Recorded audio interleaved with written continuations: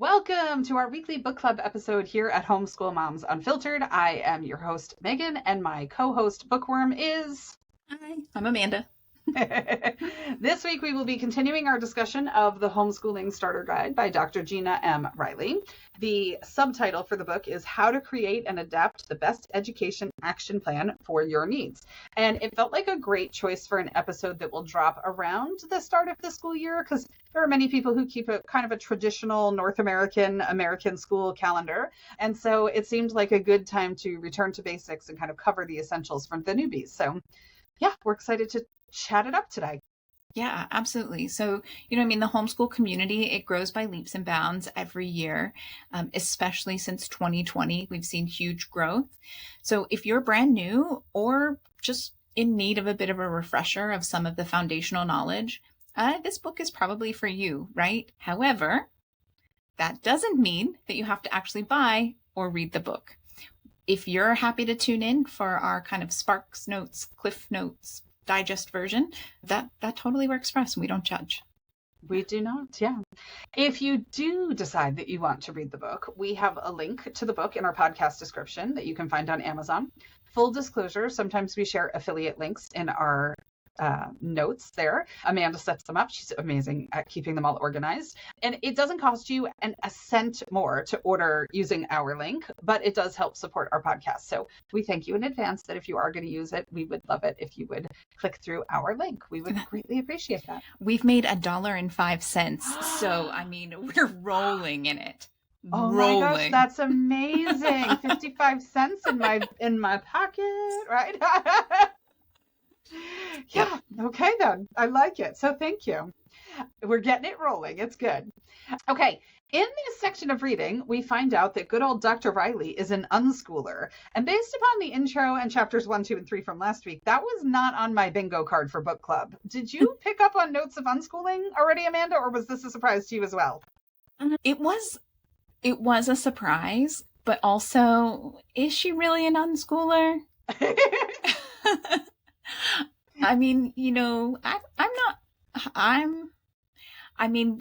You get to self-describe and self-identify as much as you want, but there are a lot of things in here that I'm like, I don't know for sure if everyone would agree with that stance. Yeah. Yeah. And I think we're going to talk about some of the methodology today that she describes in this section of reading, but I think we'll go through the various homeschool styles. And one of the notes that I made when I was reading about the unschooling section was this huge spectrum within the unschooling community. And you probably find that within other aspects of methodology too. But in the unschooling world, you have everything from barely unschooling, right? Where it's like, I'm dipping my toe in the water, but I like it and I'm an unschooler and that's totally fine, And then there's people who are completely radical unschooling and living a very different life to what others are doing, and that's fine too. But there's a lot that falls under that unschooling umbrella. So yeah, no, for sure.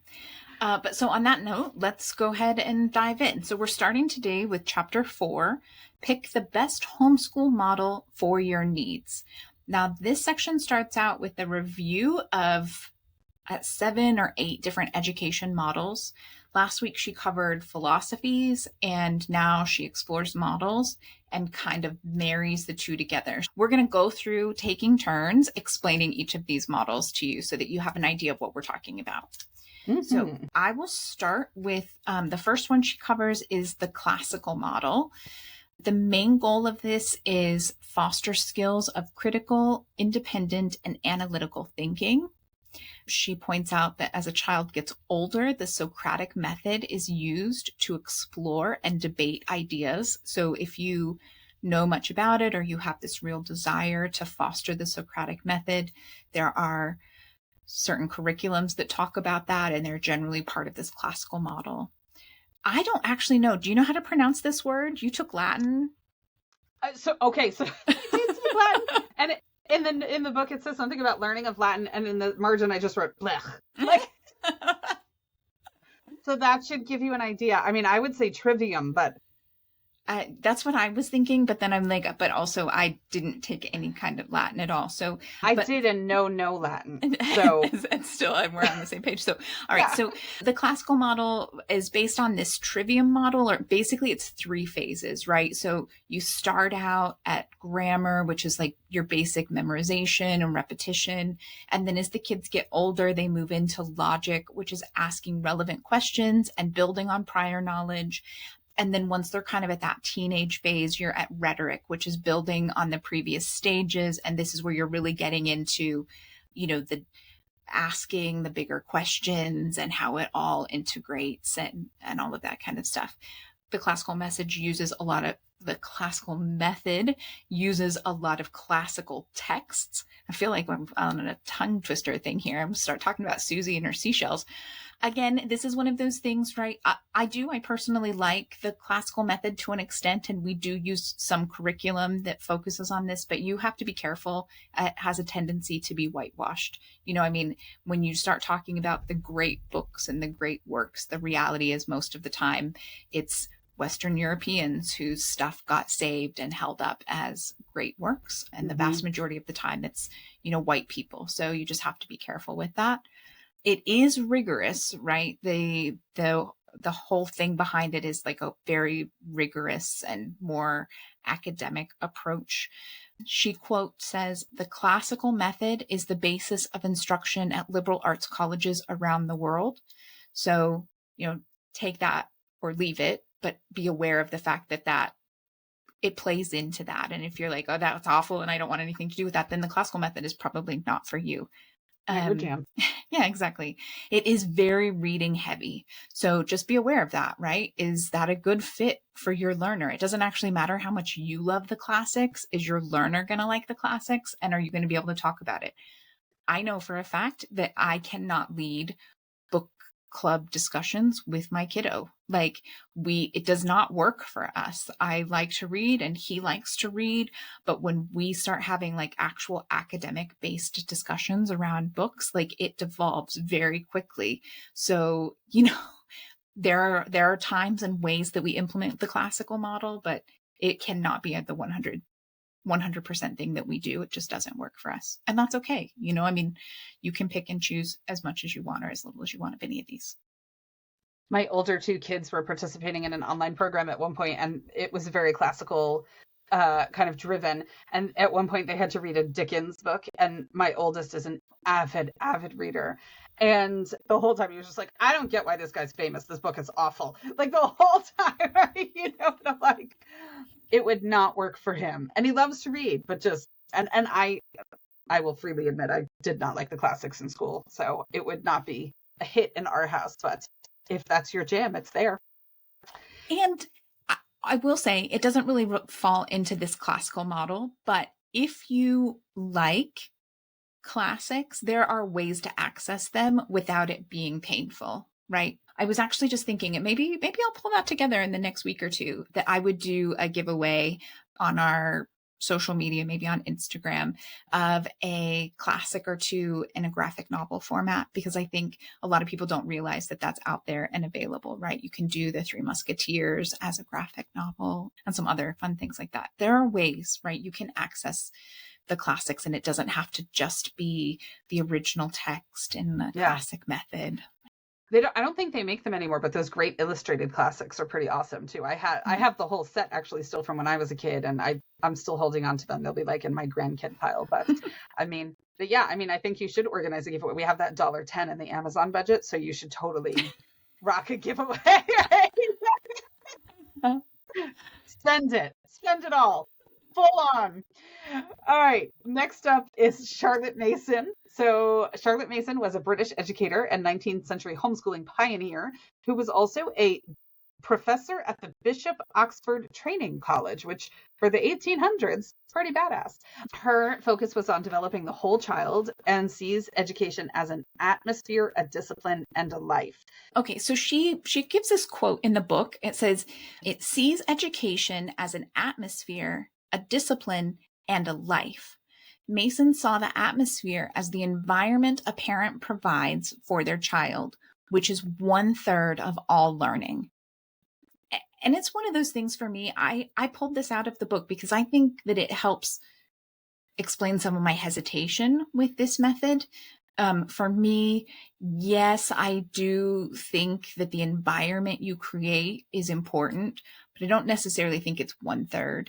And I don't think that discipline, which she actually goes on to kind of explain as more of a gentle parenting style, not, strict discipline like we might think of it here in the United States, is another third. And I don't know. It's not my thing. Right. And so there's some parts of Charlotte Mason that I'm like, okay, that's interesting. And then there are other parts that I'm like, Not okay.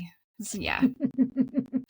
Yeah, that makes sense. I can see that. That is a pretty big chunk of the education to dedicate to the vibe, Yeah. I mean, you get 1/3 of education is you're learning from life, and that's apparently where you get to learn all of the other things. Everything. Right? Like, Yeah. I don't like, I'm okay. I don't. All right. Sense. So it involves a lot of reading. She talks about the fact that students are exposed to art and music by looking at and analyzing famous works of art and classical music, and that leads to conversation afterwards. But again, extra work to keep that from being completely Eurocentric. I believe so. In 2025, we already have some of our 2025 books picked out, which truly, I mean, don't most of us have to be read lists that we could have taken our book list to like 2030 at this point, right? But in the early part of next year, Amber O'Neill Johnston's going to be on talking about her new book. It's going to be one of our book club picks. Super excited about that. But I believe she's fairly Charlotte Mason-y.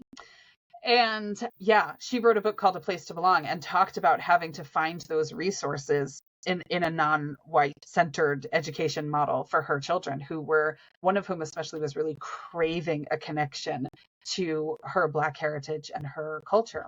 So yeah, it took some extra work, but she's got a great resource for you out there if you're looking for it. So there you go.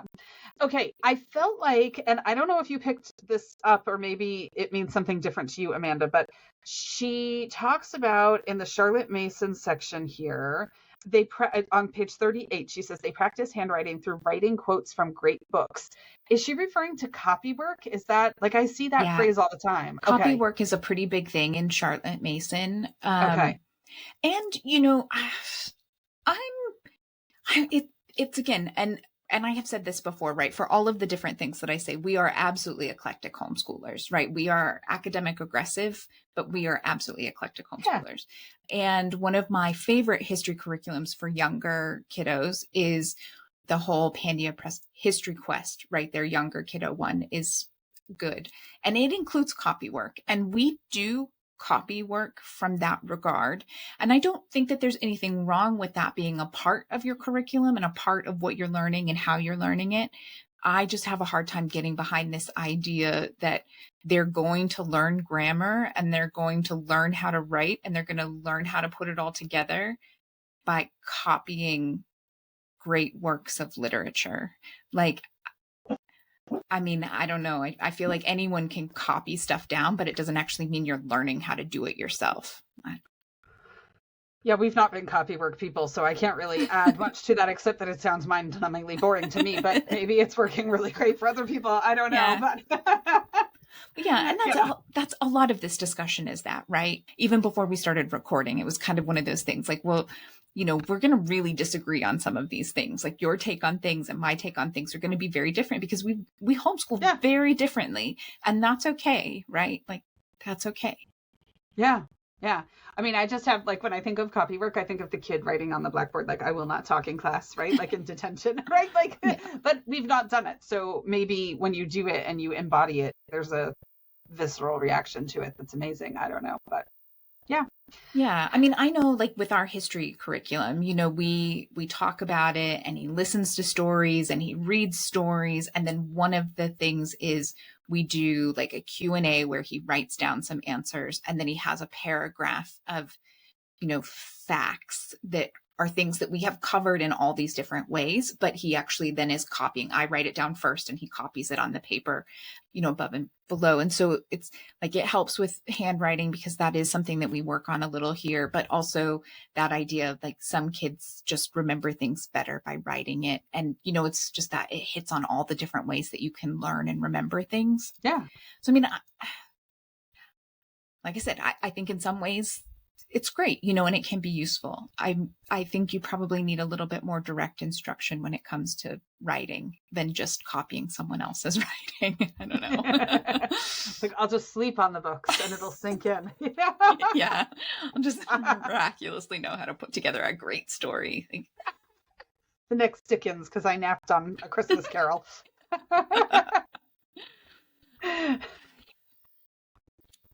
All right. So the last thing with Charlotte Mason, right? The books, they expose kids to music, art, crafts.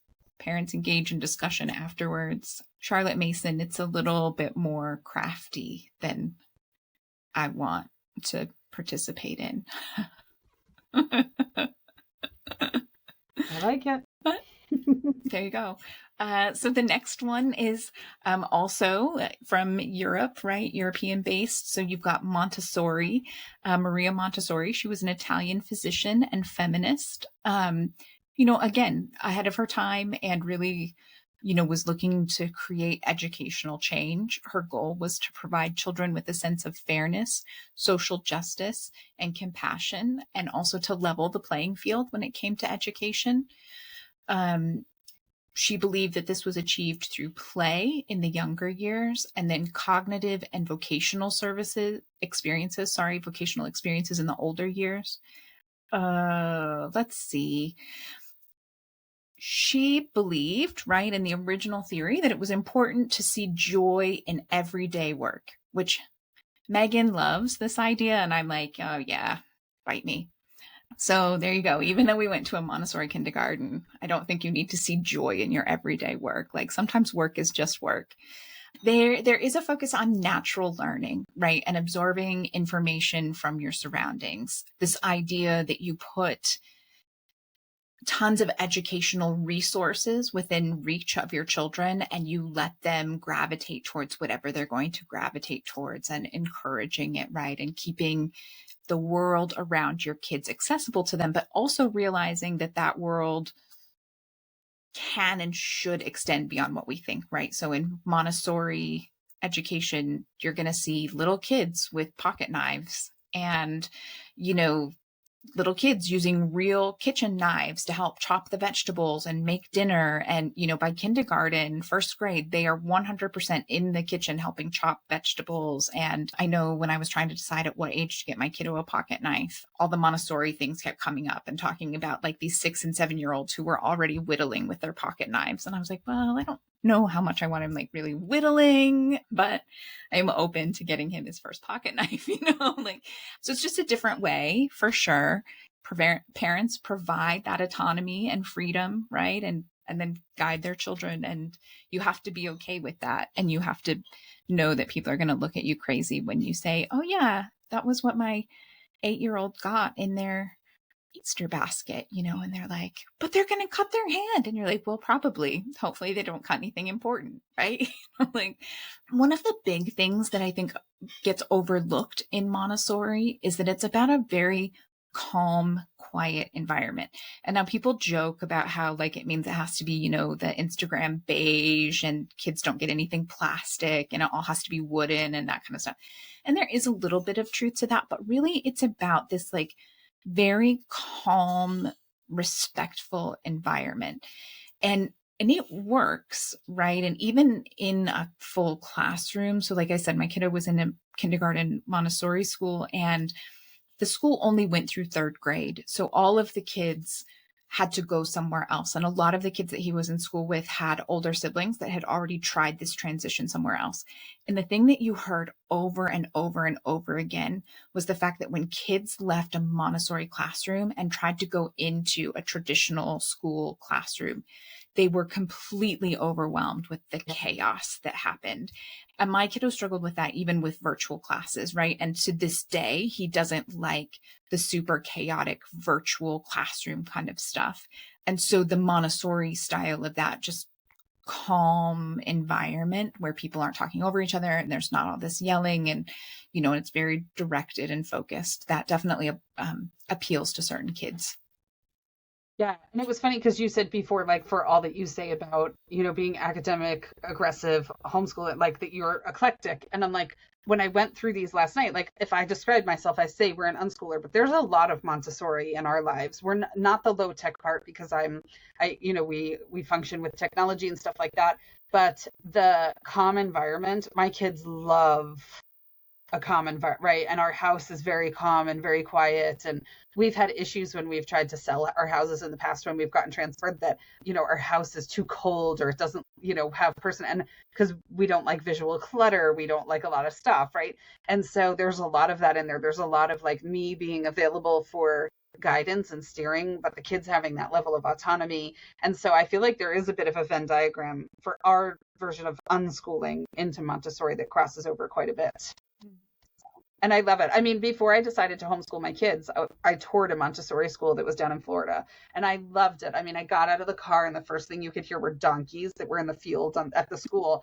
And my mom came with me, and my mom was like, "You're going to write a check just because there's donkeys, aren't you?" And I was like, "I love it already." And they had chickens, and there was a pool, and it was just, I mean, it was a beautiful, beautiful environment. But for me to send my 3 kids, there was going to be $45,000 a year. And I was just like, for elementary school, I mean, and I was just like, I'd rather homeschool them and have the money to travel and, do things and stuff like that. It would have been a lot. But yeah, I mean, the environment was heavenly for me. I have to say, when he started kindergarten, and, we live in a condo community. And so we would see people in the elevators, and he's, in his he would always wear a cardigan in the morning to go to school because it'd be a little chilly, and then he could take it off, and he'd have his backpack and his he was always so freaking cute and dapper, and he had to bring his own lunch. So he had his little lunch bag that was separate because, anyway, it was a whole thing. And people would always ask him about, going to school or how he liked it. And his response was always, "I have 4 recesses."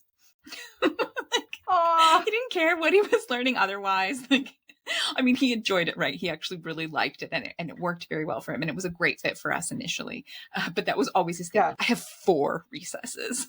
Yeah, he was involved in the process. Yeah, he went to different schools. We checked out a bunch of different schools and things like that. So he was very involved in the process, and that was a huge selling point for him.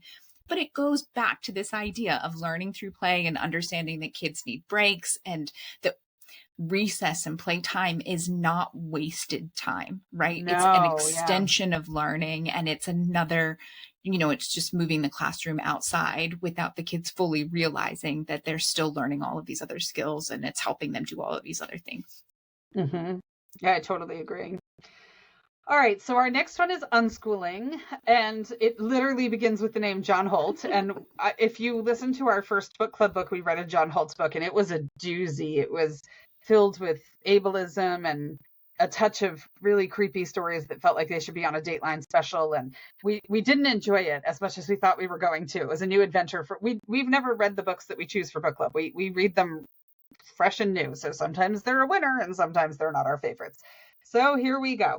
The really interesting thing was, I don't know that I ever knew the origin of the name unschooling. So talked about the fact that in the 1970s, there were these ads for 7-Up being the Uncola, which I remember that reference, right? And that it was branded off of that it was unschooling doesn't mean no school, just as Uncola doesn't mean no soda. It was just that it wasn't the standard, or it wasn't the kind of that piece. And I thought, oh, okay, that's interesting. So, I mean, it's described as no assignments, set curriculum, or structured assignments, no direct instruction. And so I knew I was going to be talking about this one today, so I didn't put the note in there. But then I see Amanda added a note that was like, but can you instruct an unschooler? And I'm like, yeah, of course. Like, I'm not saying that about you, but like, yeah, I mean, it was an odd way to describe it in the book, I felt like, where it was like, no direct instruction. Like, if you have a kid that comes to you and is like, I really want to learn how to code this thing, and you know how to code this thing, right? Are you going to be like, figure it out on your own, and be like, I refuse to give you information, right? Be like, oh, cool, let's code it together, and sit down and do it. So, but again, there's that spectrum where maybe in radical unschooling, they would say, sink or swim, kid. I don't know, because we're not at that extreme, but maybe. But yeah, I mean, you can still give your kids instruction, but it's the whole thing with unschooling, at least in my mind, is that it's child-led, right? So it's not you saying you have to do this thing, but if your kid comes to you and says, I really wish I knew more about X, or I'd love to learn about this, or I'm researching this and I'm a little stuck on this one component, can you help me? Get you around to being like, no, sorry, we don't do that. You're on your own. Figure it out. I know you're 7, but you'll get there. You know, like, This is where it's really important to take your autonomy and your independence and give it a go. exactly. Good luck. Let me know how it all works, you know. That was it. And Meagan said, I put this note in because it's just that thing. Like, there's no direct parental instruction. And I'm like, but that can't be required, right? Like, yeah. parents do You lose not your unschooling directly membership teach. card. Like, yeah, what? Like, I mean, and I do see that, right? Like, I see that in unschooling groups sometimes where a parent will come in and be like, oh, my kid is like begging me for these workbooks and I just don't know how to convince them that they don't want a workbook because we're unschoolers. And I'm like, give them the workbook. I think you missed part of what unschooling is. Like, if your kid wants a workbook, like, let them work in a workbook. Now, the thing is, if your kid is like, oh, OMG, like, why did I want this workbook? Like, this is actually mind-numbingly dull. And you're like, no, you asked for the workbook. You're going to do the workbook. Like, now you've gotten a little far away from unschooling. But, like, if they want a workbook, give them a workbook. Yeah. I Take mean, them to the store and let them pick it out, right? Like, one of my kids literally got a college scholarship at 12, and she applied because she had blown through all of the content that she could get her hands on without being like, that was the level of information that she was after. And she was like, I am so hungry for this information, and this is the place I need to go to get this information. Can I do that? And I was like, of course you can do that, and she applied and whatever. And not only did she get in, but she got a scholarship, so it's like, yeah, they can go to college, but that was it. It was like her thirst for information. She had absorbed literally everything else she could find, right? Mm-hmm. And so what was I going to do? Be like, well, you've reached the pinnacle of knowledge at 12 then, because we don't do that, Sorry about your luck.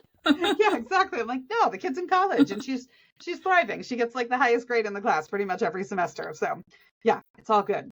I did like this section on page 42, though, where it talks about the fact that unschoolers parent respectfully and guide and support learners to control their own lives without punishment or rewards. And we've talked about it. I think we talked about it in last week's episode. Like, I'm not a carrot and stick fan. I mean, if your kid loves getting a sticker or a treat box day or whatever, like, go for it. I mean, if it's working for you, then rock it, But for me, our connection to learning has been intrinsic and self-motivated. And so we've not connected with kind of those, like, I will give you this. Okay, I totally bribed Liam with some Yu-Gi-Oh cards to do the experiment for our last our thing. But the key is he would have done it anyway. I just offered him cards, and I'm sure your kiddo would have too, right? I just offered him the cards as a thank you because it was a lot of time and I appreciated it when he helped us with our last episode experiment, But, generally speaking, it's not like, for every 5 math lessons, you get a sticker. And then for every 10 stickers, you can go to the dollar store. And again, if that's working for you, but in the unschooling world, that's not how we've functioned. And it's worked well for us. So, yeah, it's not our jam. But if it's your jam, have the best time ever. Yeah. I mean, I think there's a lot to that, right? And this book specifically talks about, the importance of intrinsic motivation and kind of poo-poos this idea of rewards and external motivation. And the thing is we don't do a lot of external motivation either. And so I get that. But the flip side is, okay, a little controversial, the 5 love languages. It's not exactly secular, but it is an interesting philosophy and way of thinking about how people feel love, how they receive love, and how they give love. If you're not familiar with it, I would say it's generally worth looking into. A lot of people can get something interesting out of it. But if you believe that at all, or if you implement that in any way, shape, or form, the idea is that there are some people who just need words of encouragement, or they need gifts that relate to something, right? That they're hardwired that way. And in my own family, I do see that to an extent. It's not necessarily for me, but I know people who seem to be hardwired in those ways. And it just seems cruel to say, no, look, we're homeschooling and we're not doing external validation or rewards. Okay, if you can't figure it out from inside yourself, that's a problem you've got. That's a you issue. Yeah. Right? I mean, like, we don't want to be those people. Yeah, no, totally. Yeah, I mean, if it's working for your kiddo, then like amazing, do that thing, you know. But Yeah. I guess my thought would be, if you're okay, I think maybe sometimes when people are new to homeschooling, because Yeah. the school system is very set up on sticker charts and red, yellow, and green and all that kind of stuff, Mhm. if you don't have a need for that, or that's not the way your kid seems to, I wouldn't go there, right? That Yeah. wouldn't be the foundation that I would set up. But because, and we're about to talk about school at home, but because when a lot of times people are setting up their homeschool, the one and only model they have is school usually, right? I mean, and so I think sometimes people might go there automatically without necessarily needing to in some ways. So, feel it out, see what Yeah. works. Yeah.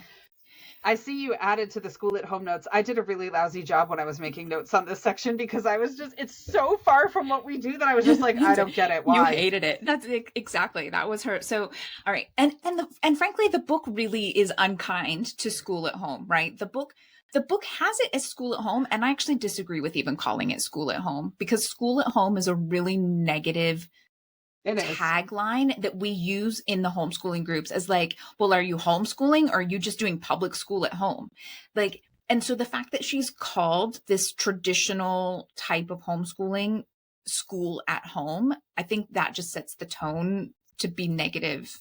You're so right, because I think that's why it triggered me in the way that it did. Like right off the bat, the headline was just like I was like, if you're going to do school at home, why are you homeschooling? Like, why are you like, it's really easy to just send them to school then, like, but you're so right. Yeah. You nailed it. Thank you. It was late at night and I was like, Well, but I mean, like, why would anyone do this? yeah, but that's definitely how she approaches it in the book, right? She says it takes the same approach as public school and applies it at home. Well, I mean, okay, sure. But I just think, like, to me, it's just like unschooling, right? You have everything from radical unschoolers with forehead tattoos to college bound 12-year-olds, right? And that's all unschooling. Right. School at home, or more traditional homeschooling, has families on a huge range from, all day instruction in a home classroom. I'm sure there are families that are doing that and it works Yeah. for them. And they might even be using the same curriculum as their local public school and, adding in their Bible study and whatever else matters to them. But you also have on the other end of it a more relaxed style of instruction and shorter days that still generally follows subjects and curriculum found in brick and mortar schools, but, more differentiated learning, more personalized learning, picking curriculum that works for your kiddo instead of Yep. just what the public school is doing. And so for me, it's that idea of like, you can be a more traditional homeschooler and it doesn't have to be this negative, like, well, you're doing school at home because you use curriculum. You're doing school at home because you have a schedule that works, right? And so she goes on to say, it often structure the day so that academic subjects happen in the morning and other things like art, music, and PE in the afternoon.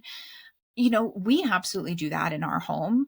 We get through the more curriculum focused things that need us to be at home in the morning when we're still in our pajamas. And then, if we're going to go out and do something else, or we're going to go out to parkour class, or we're going to go to a museum, like, we're going to go in the afternoon. Like, we're not going to get up and put on real clothes and, go out and do that and then come home and like settle in for the afternoon. We're going to have a nice lazy morning, getting our regular schoolwork and curriculum done. And then we're going to go out in the afternoon and do the more fun things. Does that mean that we don't know how to move away from a public school schedule? I don't think so.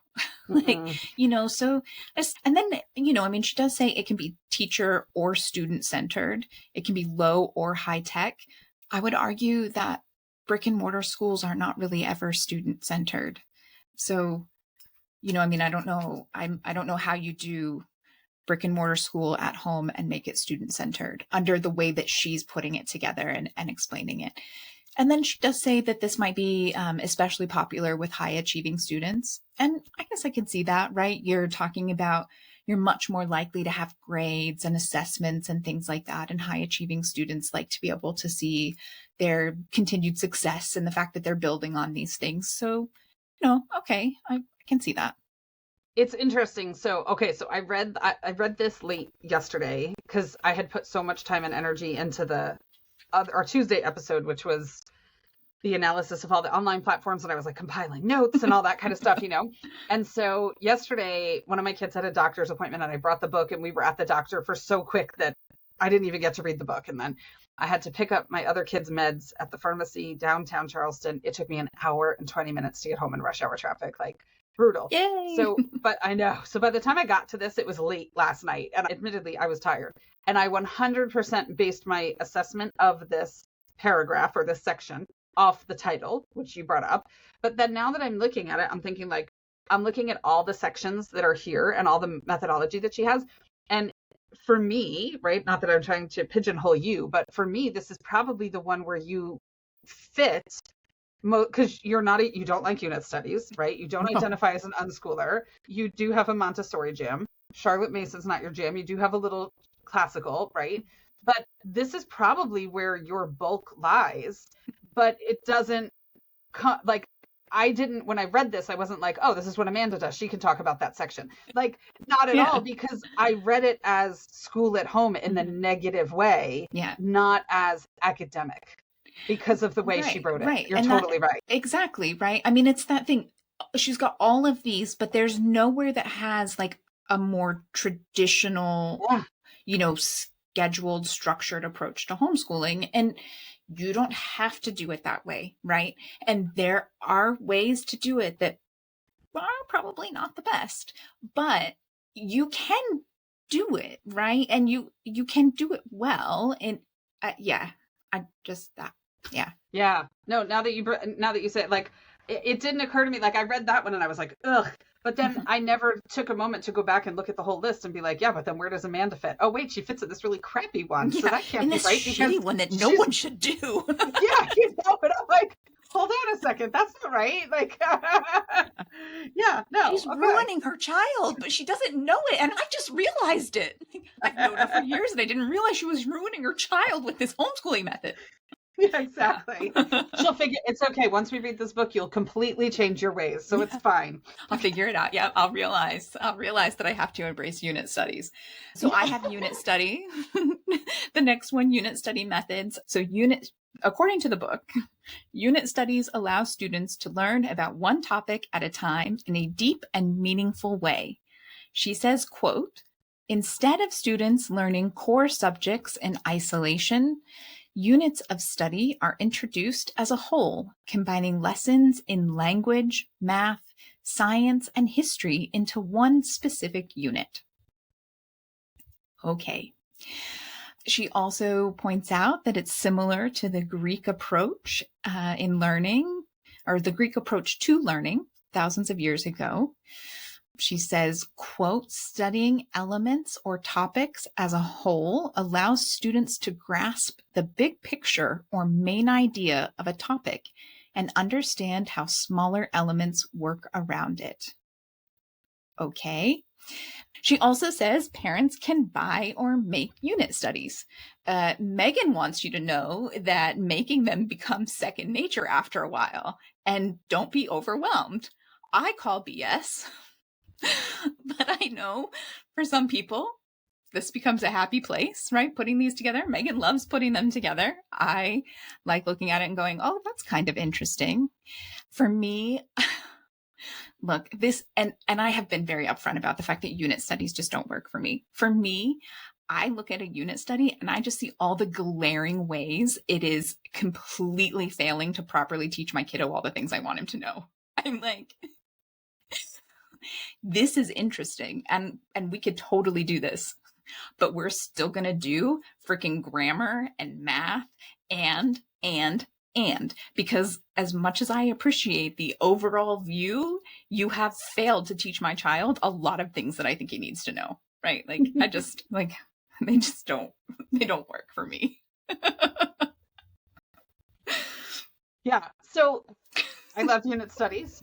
It was what we did before we went unschooling because it was my kind of segue into, it was one of my kind of segues into the world of unschooling because it felt like a touch of unschooling with a touch of structure, right? Where it was like, you get to pick the topic, And then I'll build in writing activities and STEM activities and blah, blah, blah, blah, blah within that structure. And I love building them. They're super fun. I think they're great.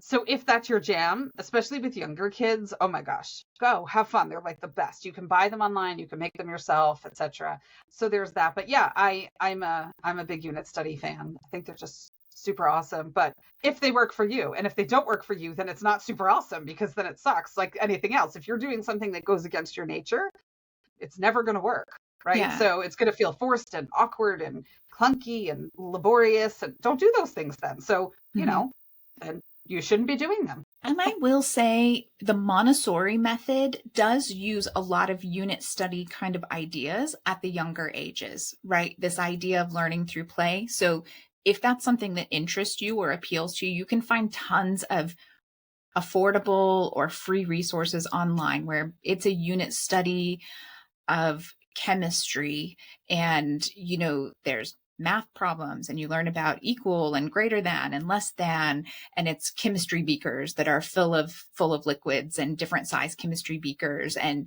you're comparing those things. And then you're also learning about, you know, different structures and chemical reactions, and you're reading fun storybooks, picture books, and, you know, and doing hands-on experiments, right? And these all go together. It's a unit study type of thing. Or the space is always a really popular one, right? And there's one with dinosaurs, and you do dinosaur math, and you learn about the dinosaurs, and you all of that. And the, you know, kindergarten, first grade, like, fine, we did a lot of that stuff at that age because we were focusing on that.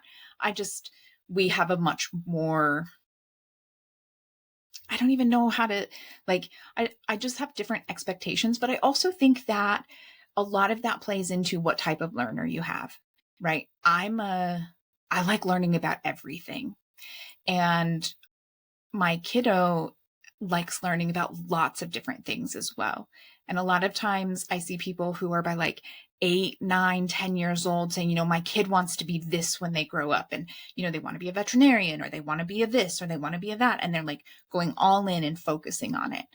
And we just don't have that. I mean, I guess in fairness, my kid wants to be a Lego master, and maybe he will, but I have no idea what he's going to want to go to college for. Like, you don't go get a degree in Lego mastering, right? Like, and he has lots of interest, and he likes lots of different things, and he's good at lots of different things.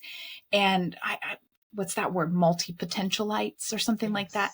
And so, you know, I mean, I think that if you have a kid like that, it can be harder to hit all of the things and fulfill all of the things with unit studies, because they're not so focused, and they're not going to deep dive and want to do everything in this one thing, you know, like this desire to learn more and bounce around all of the things, not just one of the things for an extended period of time.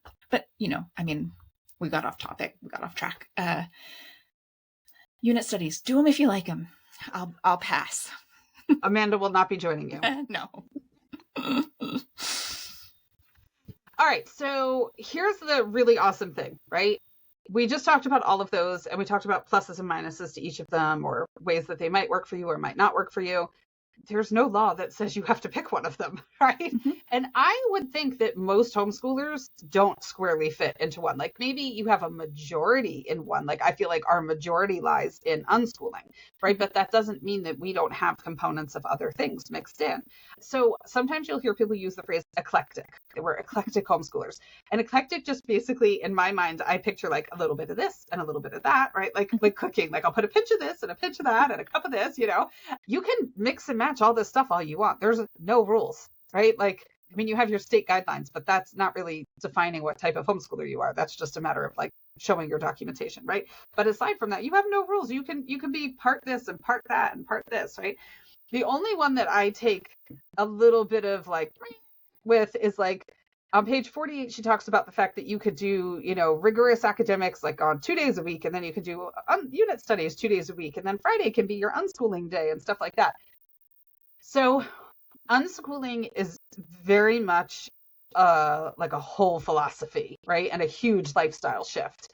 in the same way that homeschooling is from traditional education, right? So it would be like somebody saying like, well, we go to school during the week and then we homeschool on the weekends, which is like, you'd be like, you what? Like, I don't understand. What are you talking about? Like, because it's like, that's not how homeschooling works, because we know that homeschooling is a very different thing than traditional schooling.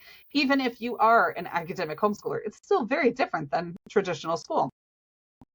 So unschooling is kind of the same, right? Like, it's like it's kind of hard to be an unschooler one day a week. Like, it's an entire philosophy about learning and child development. And so it's like, what do you like? You have a different philosophy about learning and child development 6 days a week. And then on Fridays, you're like, light switch flip. We are now these people, right? I mean, you can give the kids a self-directed Friday, right? Where they're free to explore and kind of do their thing. But I'd be hesitant to walk up to an unschooler and tell them that you're unschooling one day a week. Like, that would be, you'd have a tough sell on that one, I think, for the most part. But, but don't call it that if you don't want to, then. If you don't want to open that can of worms, you don't have to call it anything. You don't have to fit into a box. You don't have to label yourself. There's no rules. So go have fun. Yeah. Right? Yeah, for sure. Kind of do your thing. Do what works for you. Yeah, no, totally. All right. So that kind of wraps up her list of methods, right? And before we wrap up this actual chapter, I just want to quickly remind you that you should come join us on our Patreon and get a free unit study.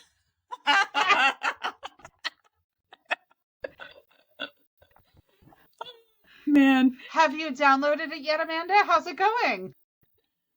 So here's the thing. For as much as I poo-poo unit studies, we do enjoy the stuff that comes with a unit study. I just don't think that works as a full, this is right. How we're this is all we're learning, right? And so whether you use it as a full unit study or you use it like we do and make it an interesting way to study a specific thing, right? You can get that by joining us on Patreon, and they're actually very good. And I don't let Meagan just completely go crazy. I definitely am like, okay, Miss Unschooler, let's add in a worksheet.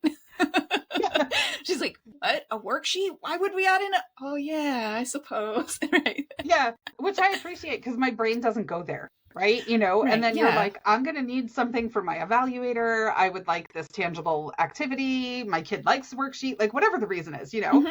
but my brain doesn't go there. So when you're like, I'm like, oh yeah, I can do that. Okay, no problem. But like, I don't think of it automatically. No, but that's that thing that makes this resource and our Patreon as a whole a really great opportunity, right? If you want to talk to us, you can absolutely book one-on-one time with us. You can book time with the two of us together. It's more expensive. Obviously, we're happy to do it with you, but you can also take the really cheap route and come hang out with us and ask us questions and just try to make us stop talking, right? Like, just try. So Patreon's where it's at. It's really affordable. There's some free resources. Obviously, you should go check it out for the free resources. And then it's not that expensive. There's a $7 level and a $12 level. Yeah, come join us. I like it. Very cool. All right. So now just kind of our general talking points for the remainder of the reading. Mm-hmm. We've kind of that was kind of the meat, I think, of this section. For sure. But in that chapter that we were on, still chapter 4, we've got on page 49 and 50, she's got some really cool questions to just kind of ask yourself. We did something similar to this in our very first episode way back when, questions like, what core educational philosophy do I align with most? What method seems to best fit my kid, my family? If we choose a more structured approach, do I have the time to write down lesson plans? Should we purchase curriculum or should I make my own, right? So just if you have the book, it's a nice list of questions to reference and kind of run through and bounce your selections off of those to make sure that they're practical and that they'll work for your family long term. Yeah, no, I liked the list of questions as well. And then, the thing is just after that, she says on page 50, she says different methods work for different kids and families. And I just want to say, I want to highlight that. I want to underscore it. I want to put big stars around it, right? Like, different things work for different people. And that is true in homeschooling as it is with everything else. Like, if the last 45 minutes of our podcast didn't highlight this enough, there are lots of different ways to successfully homeschool your kiddos. So find what works for you. Stop judging others. Stop letting others judge you and worry about it. And just enjoy learning, right? Find what works for you and enjoy it. Yeah. I agree. Yeah. All right, chapter 5. Neither one of us took a huge amount of notes. I mean, the chapter itself is called General Standards and Requirements. And for me, a ton of this is like, depending on what state you live in, this, depending on what state you live in, that, right? I find the most helpful thing is to join a group that's in your state, right? I'm in South Carolina, Amanda's in California. Join groups in those states. Say to the other parents that are in those groups, how is this playing out? Because in my experience, I've homeschooled in 4 states. The law reads very complicated. It always sounds more complex than it is. It always sounds harder than it is. And you walk away feeling overwhelmed, in my experience.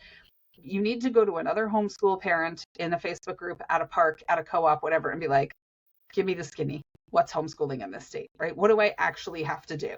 And they will break it down for you so much more easily than what the law actually says. So find your local people, right? Yeah, for sure. And I would go one step further and say, get on Facebook. Even if you're not going to be active on Facebook, right? Get on Facebook, join the state group. So not just your town, but join a state level group. And you don't even have to ask a question. Go to their featured posts or their pinned posts. I will pretty much guarantee you they'll have all of these resources pinned there because it's, people come asking the same thing so often. I know in the California state group, they have a video. They do regular like online webinars with the video where they'll show it and you can ask questions, where it breaks down like what you actually have to do, what it actually looks like, not the law, but what it actually means. And yeah, the resources are there. Mm-hmm. The other thing that I wrote down on 53 is hours of instructions. And she says most states outline specifics regarding a total number of hours. I actually think it's not most. I think it's fewer than most. But the thing to be aware of is that when they talk about hours of instruction does not equal sit down work. And that's, I think, a fallacy or kind of a misconception that a lot of new homeschool parents have, where they're like, how am I ever going to get all these hours in, right? So, if your kid loves to bake and they try a different Pinterest recipe each week and they're in the kitchen for 3 or 4, that's instruction, right? All of it. It doesn't have to be direct instruction. It can be them working on something independently. It's all in there, right? So all of that stuff. So don't panic when it comes to hours of instructions. Again, ask the other parents who are in your state and be like, what are you counting? I guarantee you they're counting their kid playing basketball as PE, that they're counting that towards hours of instruction. They're counting all kinds of stuff. They're counting time listening to podcasts, audiobooks, in the car, all of that. It all counts. So don't stress about hours of instruction. You're good. That's it. If you're following the Montessori way, any hobby that could become a vocation counts as instruction, So I guess in my experience, I do often see in the actual law hours of instruction, or this idea that like school is supposed to happen between this time and this time, or how many hours of instruction they're supposed to get, kind of thing. And that's that thing. Yes, it's written in the law.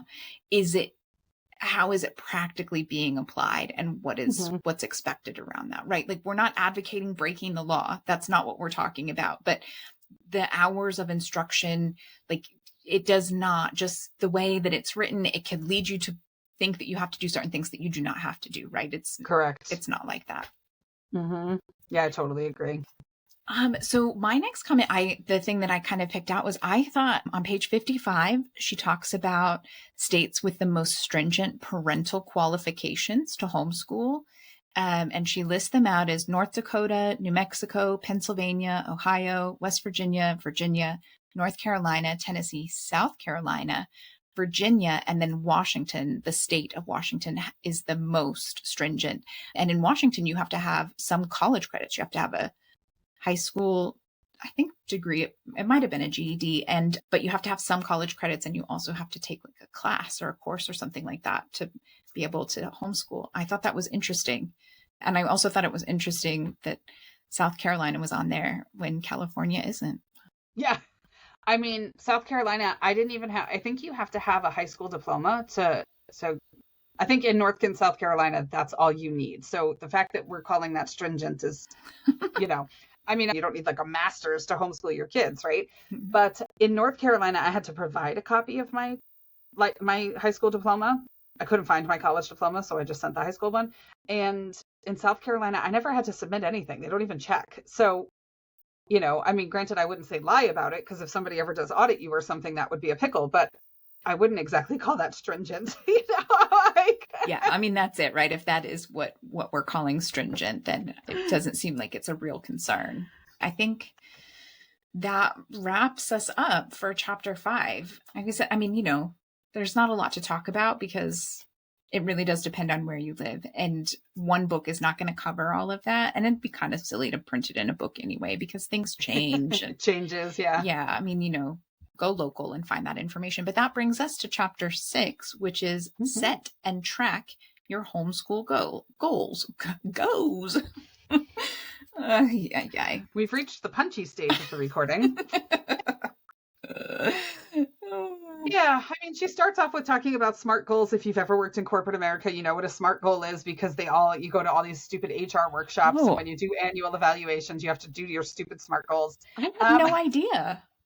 This was the first time I'd ever heard of SMART goals, but I only worked in nonprofit, right? So I guess I got to miss the whole SMART goals thing. I do want to just back up and read a quote from the very first page. So on 59, she says, "Oh yeah, go." Goals serve as guides, allowing us to look at things we want our children to learn and to monitor progress as we go. And I was like, I mean, that sounds nice. I don't have a problem with what it says. The flip side is I don't think that we really set goals, even as, and maybe because we're quite traditional homeschoolers, right? Like, my goal is just for my kiddo to continue to progress. Like, I just want to see that he's learning and progressing, and that he's happy to be learning and progressing. And I don't feel like I really have to set goals to make sure that that's happening. Yeah, we're goal setters to an extent. Yeah, we do that thing. But I wouldn't say we're sitting down. Hers is a very formal process, right? Mm-hmm. So if you're like, wow, I'm not doing this thing, neither am I, right? But like, for example, so the decision was made this week. I think it was in the last episode I talked about it. My kiddo had surgery, and it was more invasive than we knew it was going to be going into it, which the surgeon had said, I can't tell you how invasive it will be going into it, but once I'm in there, I'll know more, you know? And so it was just kind of like, he'll be fine. It's not life-threatening, but it was like the worst case scenario of invasiveness, right? And he was registered for the semester at college, and he's just not going to be able to go this semester, right? Like, by the time he's able to function in that way, he'll be so far behind. There'll be no way to make it up. The college classes are just too rigorous for that. And so he and I had a conversation once that decision was made, not that day, because it was a big decision that he made, you know, but the next day I was like, okay, so you're going to have the next couple of months, quote unquote, off. Like, we got to figure out some goals. Like, what are we going to do with the remainder of the year, right? And so we talked about, like, he has an investment portfolio. So we talked about some different things regarding investments. And he has a wood shop. He goes, I have some CNC projects that I want to work on and stuff like that. And I was like, okay. So we sat down and he was in school for machining. So that very much ties into his education and stuff like that. And so, yeah, we're very big, like, you know, all right, you've got 3 weeks off in between semesters. Like, you know, for my college class kids, like, what are our goals for these 3 weeks, you know? And it's our form of structure, right? And you already have structure, so that's probably why you don't need goals in that way. Yeah. But yeah, I mean, so but she goes like deep on goals. I mean, she does these SMART goals for quarterly, monthly, weekly, daily. She has like all this stuff, and I was like, daily SMART goals? Who has time for this, girlfriend? Like, I was like, okay, so if you're not familiar with a SMART goal, they are the bane of corporate America. It's awful. You'll go to all these workshops and have to use them for your stupid assessments for your employees and all that stuff. So SMART is an acronym. It stands for specific, meaning that you will state exactly what they will do. Measurable, meaning that you can set clear goals that you can track. Attainable, making sure that the goals are realistic. Relevant, making sure that they align with your overall objectives. And time bound, meaning that you will have a deadline for your goals. So that's what SMART stands for. I will say one of the reasons that I pulled my oldest from school was because when I went to the IEP meeting, none of the goals were SMART. And so basically I waited like a freaking year for this meeting to roll around, and they slapped some goals into a thing that I had no way of enforcing because they were not measurable in any way. And I was like, I see exactly how this is going to play out. We're done here. Thank you. Have a great day. You know? So, yeah. So, I mean, we're very goal-driven homeschoolers, but this is over-the-top goal setting in my frame. Yeah. Yeah. I mean, I even like she gives examples. So if this is something that you want to try or you feel is useful to you, by all means, check out the examples and look at them. One quarterly SMART homeschool goal that she includes as an example. She says, this year in math, I want my 4th grade daughter to learn dividing with remainders. That's the specific goal. She already knows addition, subtraction, multiplication, and her basic division facts, and is ready for dividing with remainders. Attainable. We already have a progress tracking system. At the end of each week, I give her 10 math problems to complete as an informal assessment, and we calculate the number correct and put it in an Excel spreadsheet. If she gets a 80%, 8 out of 10 or better, we go out for a treat Sunday afternoon, either at a local coffee shop or ice cream place. So showing it's measurable. We utilize a school at home method. And I think it's important to stick to grade-based standards when it comes to specific subjects. We don't do it this way, right? Like he has a math curriculum. He likes it. He works through it. I trust that he's learning things and progressing through it. And that's enough goal setting for me. Yeah. I'm good. I mean, our goals, we haven't talked about vision boarding in any of our episodes yet, but that was kind of how we tracked goals, right? It was like, we would identify goals. We would sit down, we'd have a conversation. The kids would be huge in identifying goals. When they were younger, I steered a little bit more. Now they're older, I don't need to steer so much. They would put their things on their vision board. When they would accomplish them, they would put them in their accomplishments folder. I mean, so we had our own system, but it wasn't as formal or complex as what she's proposing here. So really develop whatever system works for you. It can be as informal or formal as you want. Yeah, very true. So I have the next quote on page 65. She says, quote, progress tracking is an important part of measuring goal attainment. In fact, studies show that when student achievement is displayed graphically, there's a 26% gain in achievement over time. Moreover, when students get involved in tracking their own progress, there's a 32-point gain in academic achievement over time. And so I was like, I wonder how this translates to homeschooling. Like, is that really the case, right? Even in homeschooling, I would guess, I don't know for sure because I don't know where she's pulling this from. She doesn't give a footnote that tells you exactly where she's pulled this information from, but I would guess that it's based on more brick and mortar schools, because it's a lot easier to track that the data is a lot easier to track.